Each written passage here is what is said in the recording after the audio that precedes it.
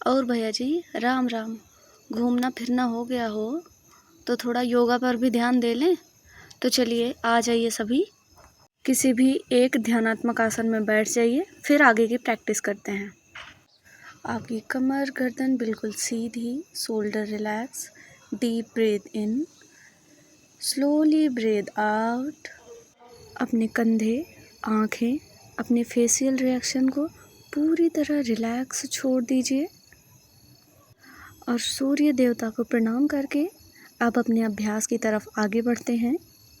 अपने मन को पूरी तरह शांत करके ईश्वर से यह प्रार्थना करेंगे कि वो आज के अभ्यास के लिए आपको शक्ति दे। इसी सीक्वेंस में अब हम आगे बढ़ते हैं और बैक बेंडिंग के प्रैक्टिस के लिए अपने कंधों को पीछे की साइड रोटेट करेंगे। आप वीडियो में देख सकते हैं। अपने हाथों की सैजिटल मूवमेंट करेंगे। ट्राई करें कि आपकी शोल्डर बोन, स्कैपुला अच्छे से पॉलिश हो और आपको आगे की प्रैक्टिस में मदद करे। ज़्यादा प्रेशर नहीं डालेंगे, जितनी आपकी बॉडी आपको अलाउ करती है सिर्फ उतनी ही प्रैक्टिस करेंगे।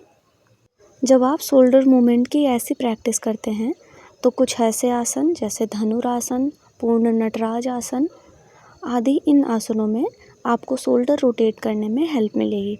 थोड़े से अपनी कलाइयों को भी घुमाएंगे साथ साथ। क्लॉकवाइज, एंटी क्लॉकवाइज दोनों साइड से घुमाना है और आपका पूरा फोकस आपकी बॉडी पर होना चाहिए। एक बार पूरी सांस छोड़ के इनहेल करेंगे, अपने हाथों को फैलाते हुए सांस को अंदर लेंगे। पूरी तरह से सांस छोड़ के आगे की तरफ झुकेंगे। Same process, inhale, exhale,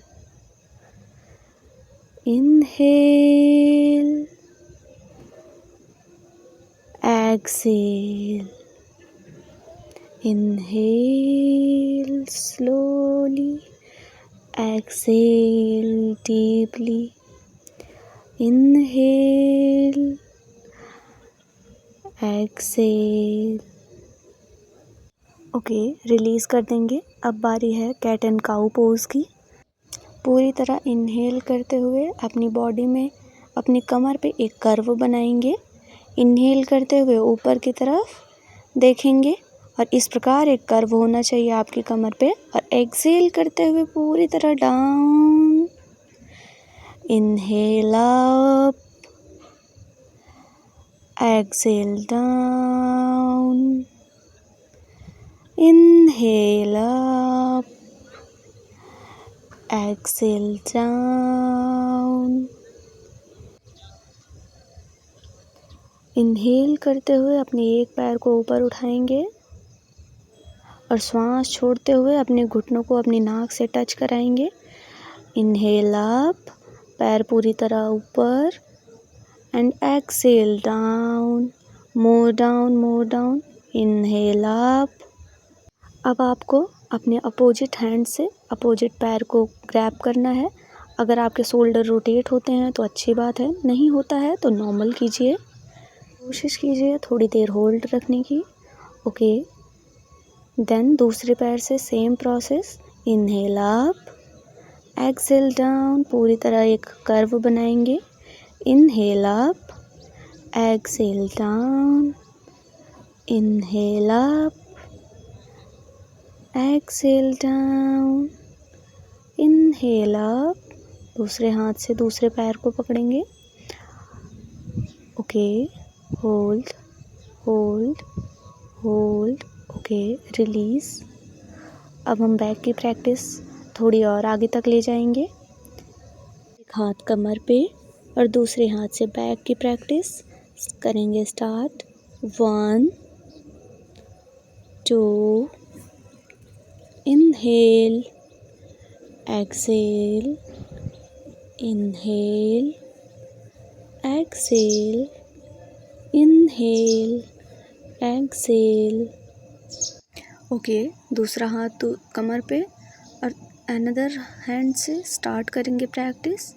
inhale, exhale, inhale, exhale, inhale, exhale. Normally करेंगे। Without stress. किसी प्रकार का तनाव नहीं लेंगे। दोनों हाथों को कमर पे रखेंगे और बैंड बैक जितना जा सकते हैं जाएंगे नॉर्मली। आंखें बंद नहीं होंगी आपकी, आंखें खोल कर ही प्रैक्टिस करें please. Okay, bend back, inhale, exhale.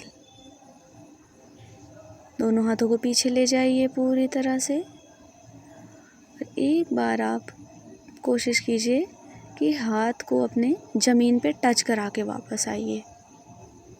Okay, inhale and band back. Yes, okay, relax. ध्यान रखिए जब आप अपनी बॉडी की क्षमता से थोड़ा ज़्यादा जाएं पीछे तो ब्रीदिंग बिल्कुल नॉर्मल होगी। ओके, अब आप एक बारी फिर से बैंड बैक कीजिए और अब हम बढ़ रहे हैं पूर्ण ओस्ट्रासन की तरफ। ओके, हाथ दोनों पीछे टच करने की कोशिश करेंगे अपने पैरों के अंगूठे को। यह आसन आपके बेली फैट को कम करता है, आपका डाइजेशन इम्प्रूव करता है, पीसीओडी पीसीओएस को भी क्योर करने में हेल्प करता है, वुमेन डिजीज़ेस को भी क्योर करने में हेल्प करता है। ओके, रिलैक्स करेंगे बाल आसन में। Deep breath in, slowly breathe out, totally relax your mind, relax your body, relax your breathing। बाल आसन आपके पीरियड्स में होने वाले सीवियर पेन को रिमूव करता है और आपको स्ट्रेस फ्री रहने में हेल्प करता है। आपके मन को, आपकी बॉडी को बहुत ही शांत रखता है ये आसन। बेंडिंग के बाद ये दो आसन काउंटर पोज के लिए। तब तक के लिए बाय बाय।